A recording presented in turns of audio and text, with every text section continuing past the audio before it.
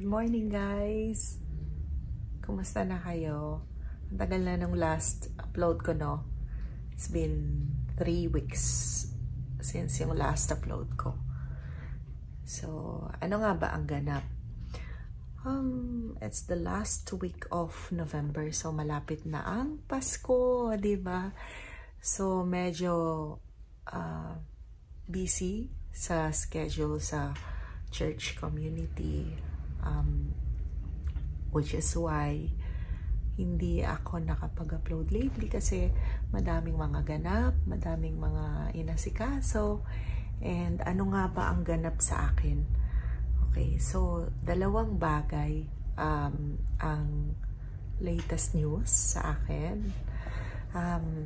Yung una is meron na akong learner's driving license finally. Although hindi ko pa nakukuha ang official ID ko.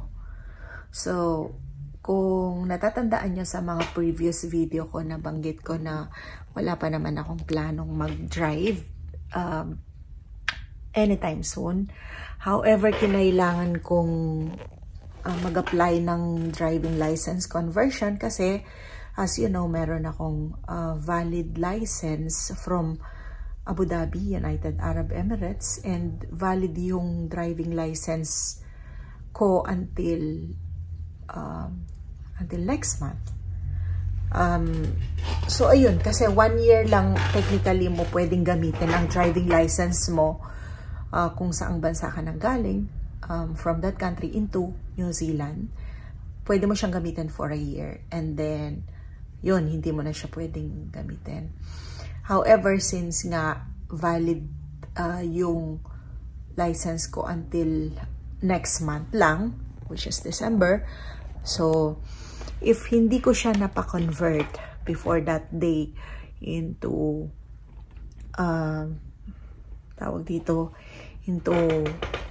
into applying for a license, at least for a learner's license, and then mawawala yung option ko to convert my international license into New Zealand driving license, full driving license. So, kumbaga, ang mangyayari kapag nag-expire yung driving license ko from UAE at hindi ko siya napakonvert dito sa New Zealand, ang mangyayari is considered as no experience at all ako sa driving. So, magkakaroon, kung kunyari mag-a-apply ako ng theory exam, magkakaroon ako ng learner's license. Tapos, pag nag-apply na ako ng road test, restricted driving license noon. So, kumbaga hindi siya full driving license. Kumbaga parang it's as good as nag-start ka palang mag-drive, ganon.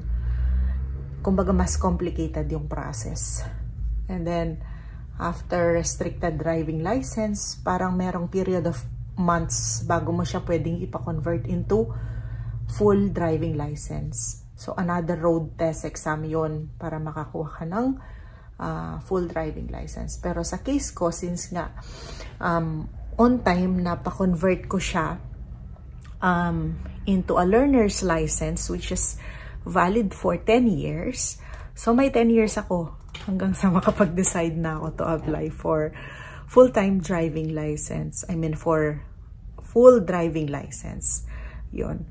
So, I hope before that, makapag-decide na ako kung gugustuhin kong mag-drive dito sa bansang to. Anyway, sa totoo lang, tamad kasi akong mag-drive. So,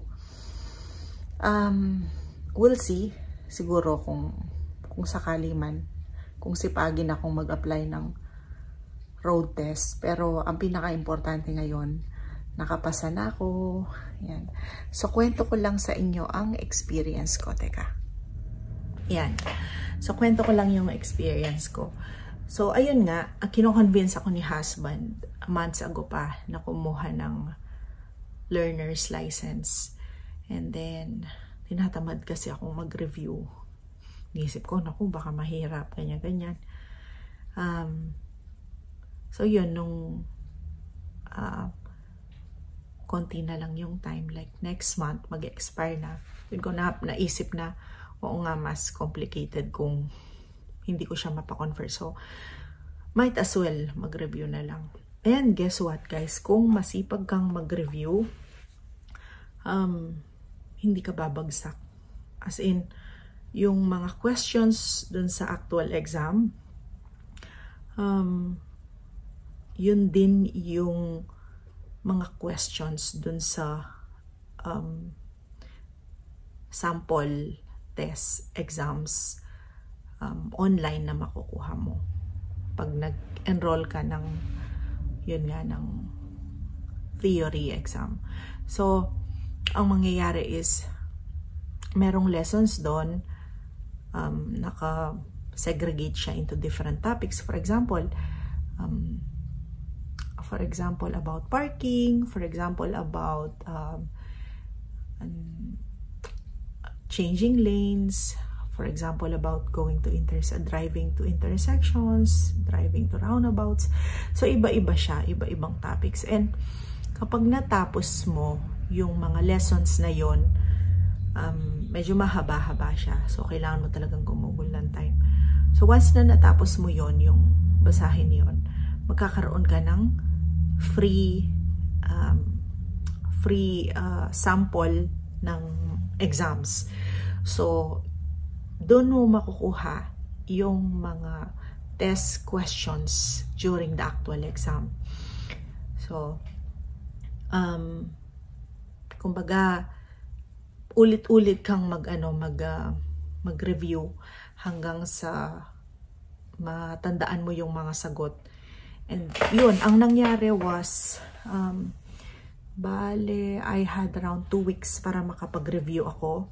So pag wala akong ginagawa, instead na yun, kunyari manood ng YouTube or mag-social media, pag wala akong ginagawa, gagawin ko siya sa mobile, kasi pwede siya sa mobile yung exam, or pwede rin siya sa laptop, ganyan. So yun, masipag akong mag-review, gawin para siyang game kumbaga iisipin mo na lang nag-mobile gaming ka, although hindi naman ako mahilig sa mobile gaming, pero yun nga, once kasi na-start mo siya, parang meron kang drive na sa isip mo, kailangan ma-perfect ko to, or kailangan maipasa ko to, kasi there are 35 questions, tapos multiple choices, usually until 4 options, pero meron ding mga questions na yes or no, or true or false lang ang sagot. So yun, ganun lang yung mga questions. Anong tawag dito? So mga yung marami doon, siguro mga, let's say, yung 5 questions around hazards, questions about hazards in driving, siguro mga 8 or 7 or 8 questions around rules in driving, yan, kung sino dapat ang mag-give way, tapos ano pa ba, yung ibang questions is about legalities of driving here in New Zealand. Meron ding questions about accidents, yung anong gagawin, sort of pag na-aksidente, ganyan-ganyan, or naka-aksidente ka. So, malalaman mo yung mga sagot na yun kapag masipag kang mag-review, kasi ulit-ulit lang naman yung mga questions. So, nung una, nung nag-start akong mag-review, nakaka-20 ako, 23, ganyan-ganyan. So, alam mo yun yung drive ko na kailangan maipasa ko to, kasi syempre babayaran mo siya, mag-google ka ng panahon.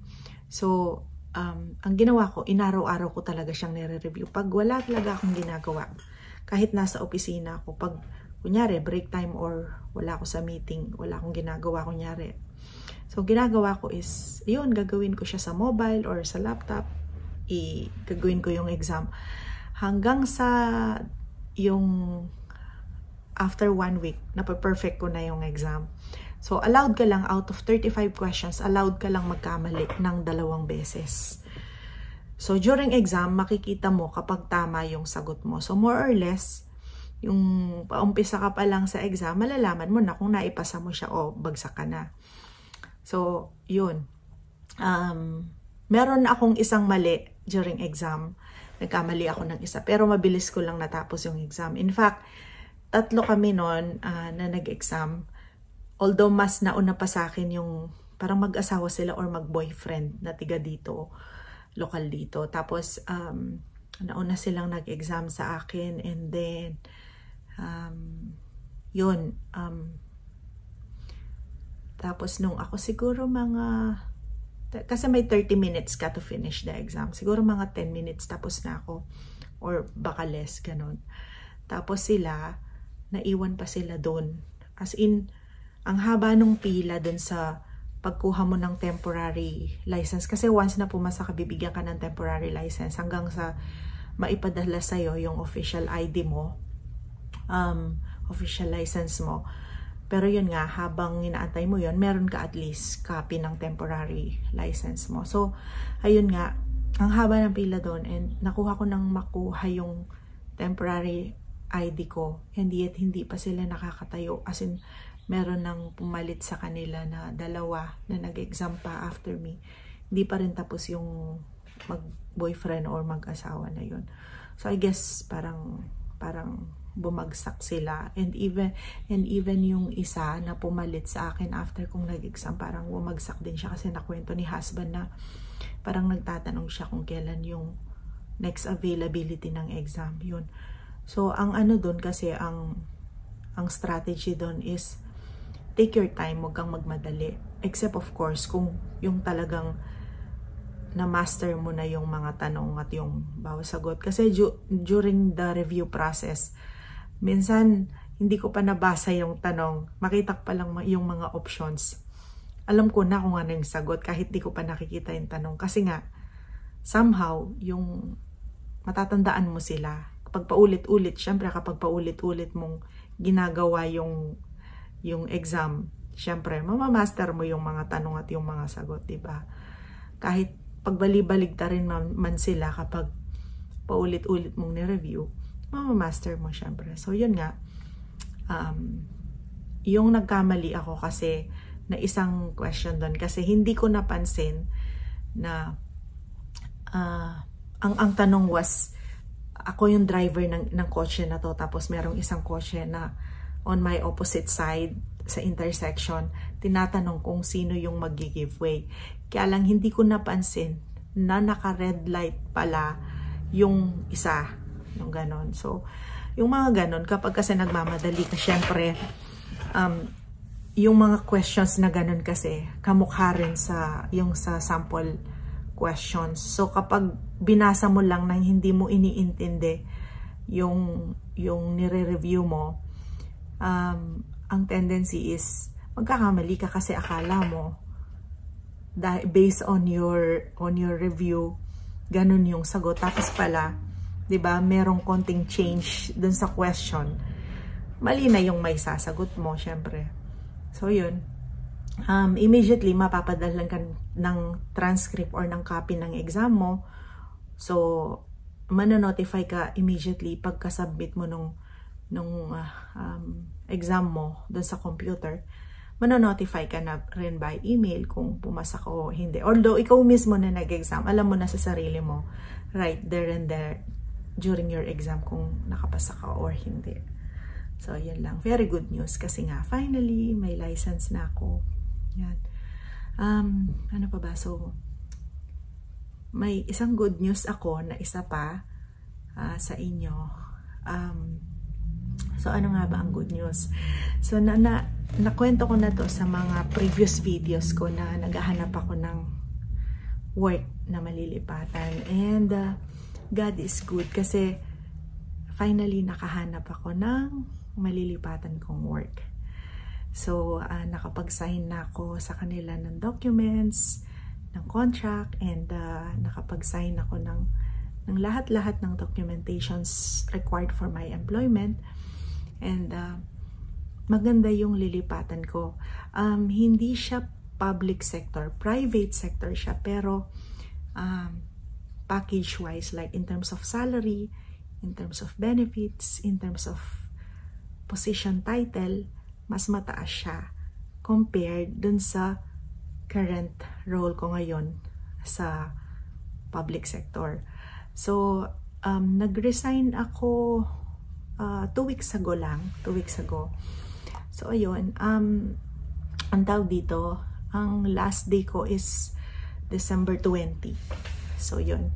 Tatapusin ko siya para kumbaga hindi ma-stop yung sahod ko. Kasi, close down yung mga establishments dito sa New Zealand ng 2 weeks. Usually, ganon.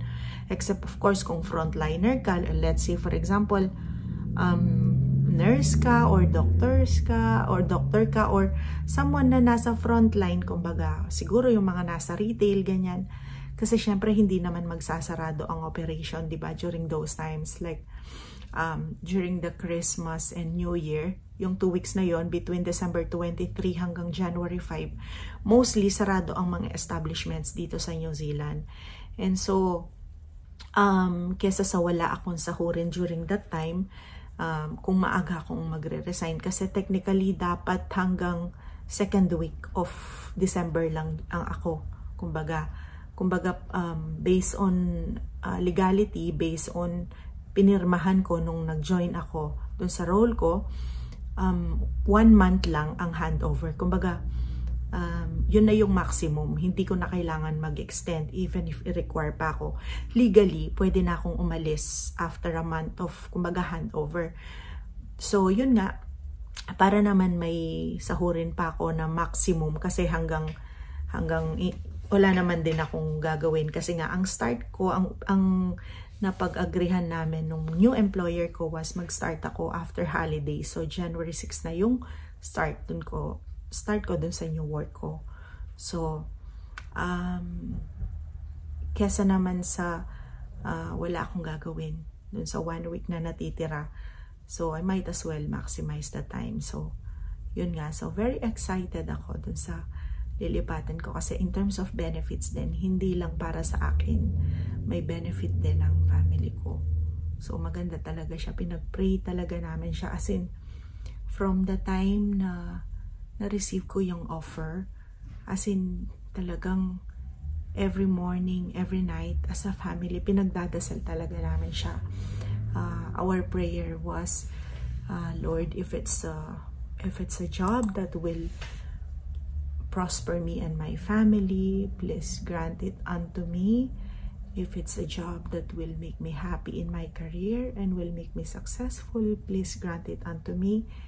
If it's a job that will harm me or will make me unhappy with my career, Lord, please protect me and do not give that job to me. Pero God is good, and we know in our hearts na talagang yung role na yon, yung job na yon, yung company na yon is para talaga sa akin. Kasi